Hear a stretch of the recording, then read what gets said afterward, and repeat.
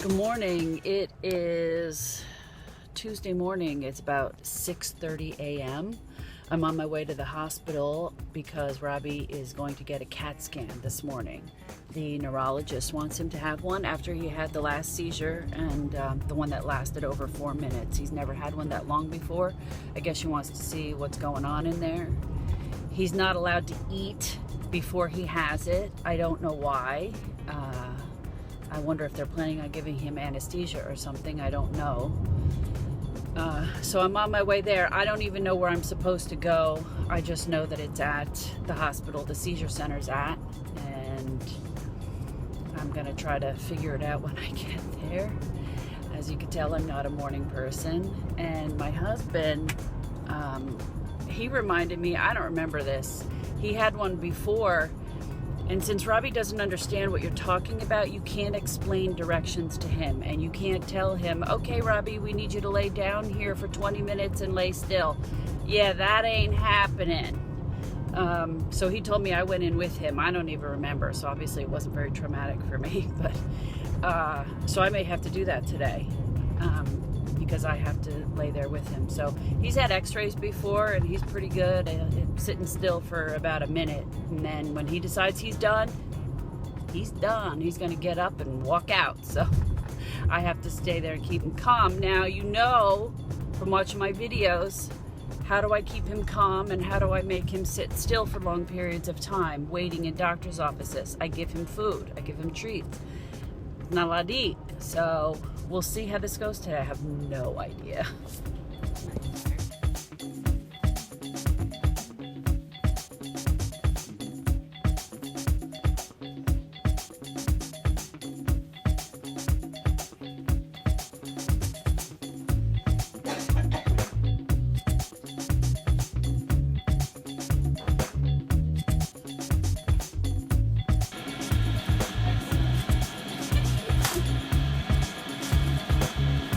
Like it.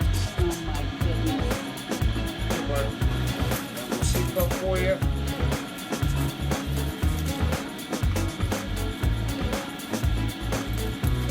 Put your head down. Real lights.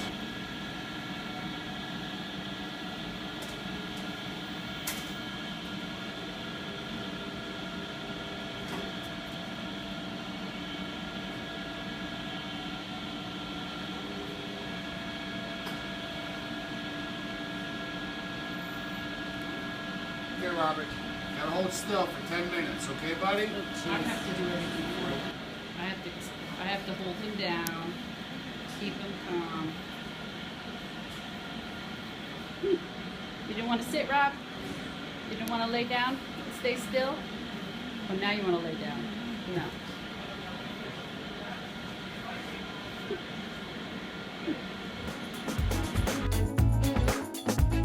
Okay, so that was interesting. Robbie, he was so good. He was tired and he was yawning and he didn't eat, but he was so well behaved, probably because he was tired. He was supposed to get blood work first and they couldn't find the record of it in the system. Turns out he did not need the blood work, so he could have eaten. And then we went downstairs to get the CAT scan and they had to put a needle in his arm. And I asked what that was for, and they said because they need to shoot a dye into his veins while they do the CAT scan.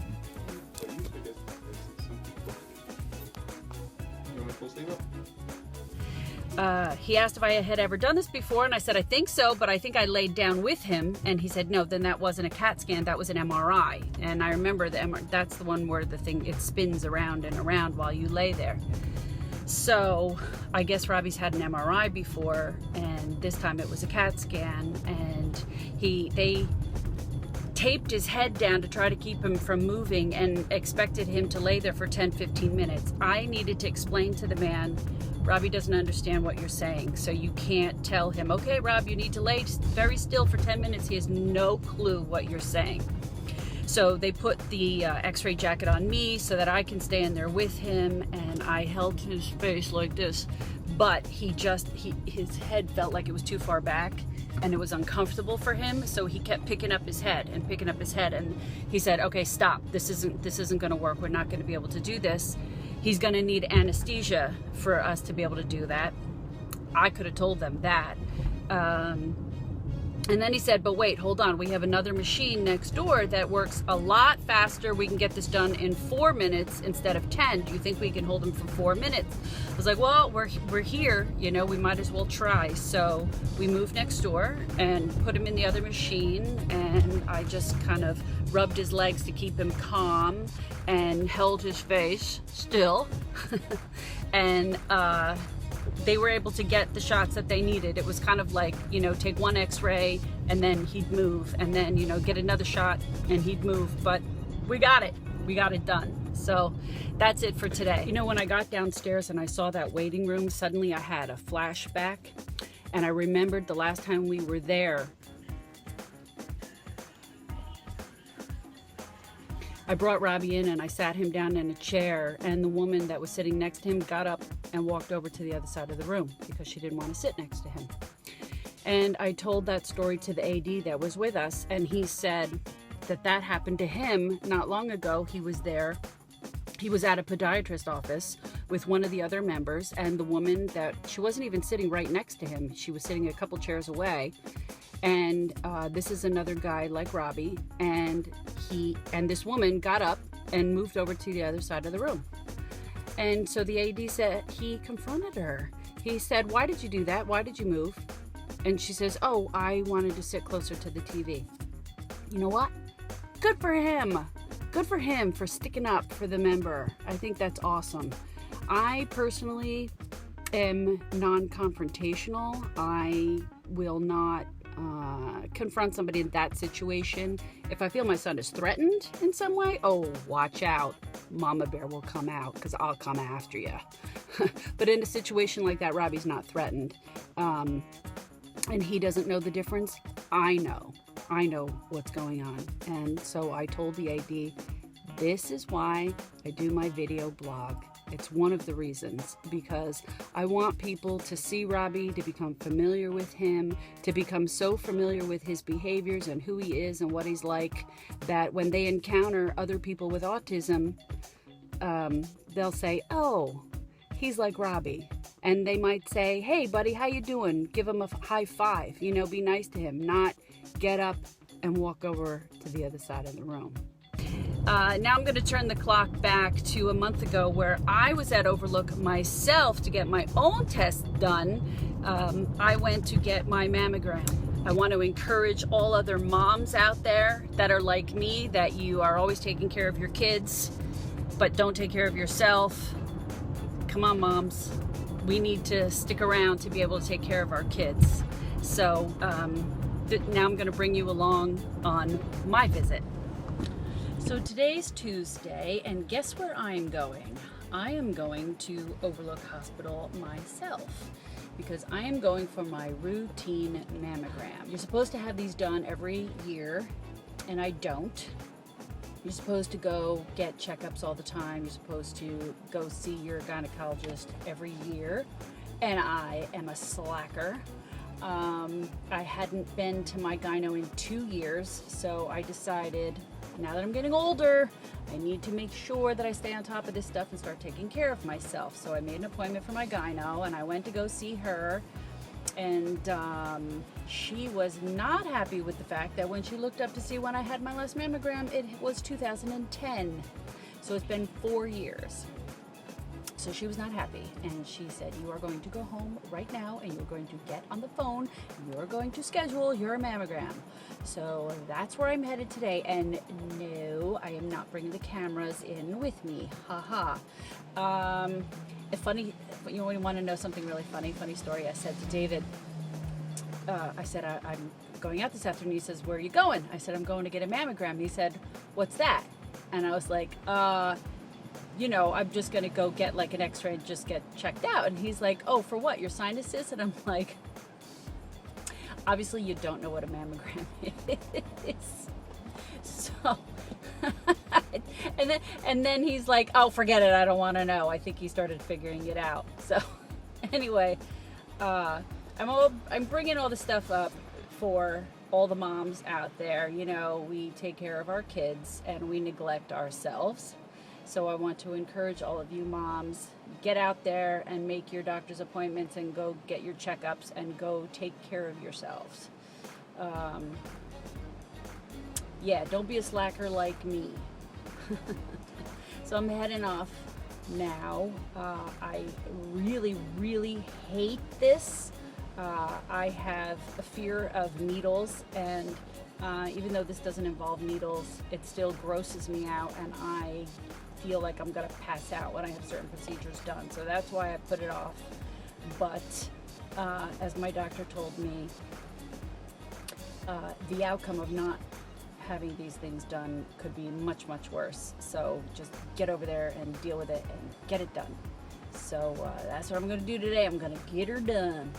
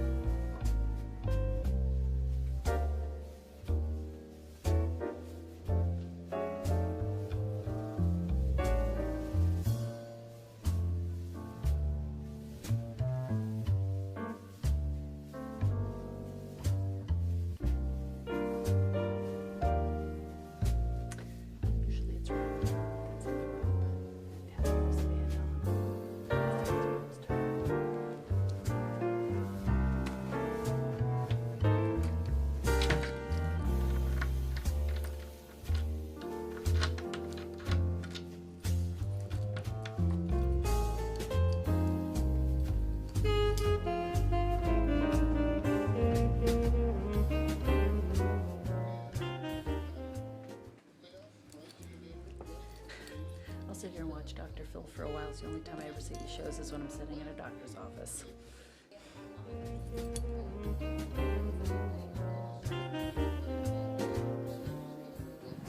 Okay, so all done. So for those of you like my son that don't know what a mammogram is, basically it's a big machine that looks like it belongs on a rocket ship in outer space. They push you up against it, up against the glass. They squish your boobies like a pancake. You hold your breath for 2 seconds until you hear beep. Then you're all done and you back up, and then they flip it around. They take it from another angle and they do one side and the other side, and that's it. You know, and as long as they don't find anything funny, you're done and you get to go home.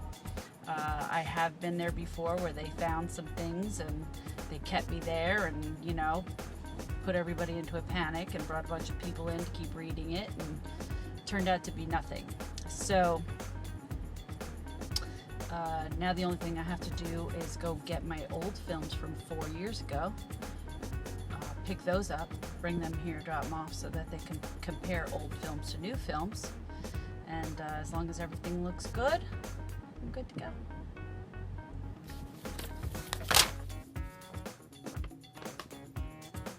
And the letter says, "We are pleased to inform you that the results of your recent mammogram are normal." Woohoo! Okay, I'm rounding out my episode on doctor's visits. Since I turned the big number birthday this year, I decided I better follow up on all my doctor's appointments, and I had a physical, and he asked about my heart history, and my father and his father both dropped dead of a heart attack around their 60th birthday. So with that history and the fact that I had palpitations a lot, I went today and I had an ultrasound done of my heart. She said my heart looks beautiful. It's probably just stress. And usually they say, what, do you experience stress? No, I can't imagine that I have any stress in my life at all. Can't imagine what's causing the palpitations. And then I finally went to the eye doctor and got a prescription for new glasses, and I went to the eyeglass place next door to the eye doctor, and it's going to cost me $500 for eyeglasses and another $500 for the prescription sunglasses, $1,000. And I do not have an eyeglass plan, so I said forget that. I just bought a new car. I'm not spending $1,000 on glasses. So I'm at Walmart and I'm getting cheaper glasses. They're about half the price. I'm gonna go in and pick them up. I had a lot of fun trying on glasses when I was here. I'm too sexy for my car, too sexy for my car, too sexy by far. And I'm too sexy for my hat, too sexy for my hat. What you think about that? I'm a model. And I had a couple of requests. Watching myself in these videos, this really annoys me, this glare that you see of the blue sky reflecting in my glasses. So I had them put the glare, whatever it is, on the glasses. And also I noticed that my glasses are always looking crooked, you know, especially ever since my Mother's Day episode where I tripped and fell, and my nose has this red scar on it now since May for the past 6 months, and I must have really knocked myself in my glasses, and they've been crooked this whole time. So that's annoying me, watching myself in these videos too. So I decided I need glasses for that, new glasses, and broke my sunglasses. So, you know, I'm sure my kids will be very happy because they don't like seeing me doing this maneuver, the double glasses. Hey, I've seen worse, okay? I've seen other moms put the sunglasses on and then they put the reading glasses over that when they want to read, okay? At least you kind of can't see my double glasses as much as you can see it. Hey, you know, $1,000. Give me a break, okay? Anyway, I got new sunglasses and new glasses. I'm on my way in to pick them up, and you know, everybody can get off my case.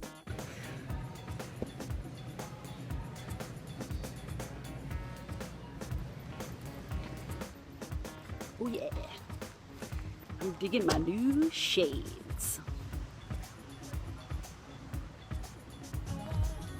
Okay, here's the new glasses.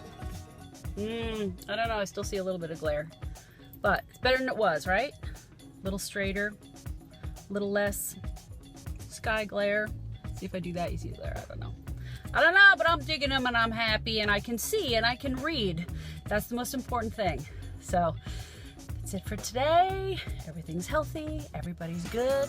Have a great day. Too sexy for my car, too sexy for my car, too sexy by far. Okay, so we met up and oh man, my hair's a disaster this morning. We met up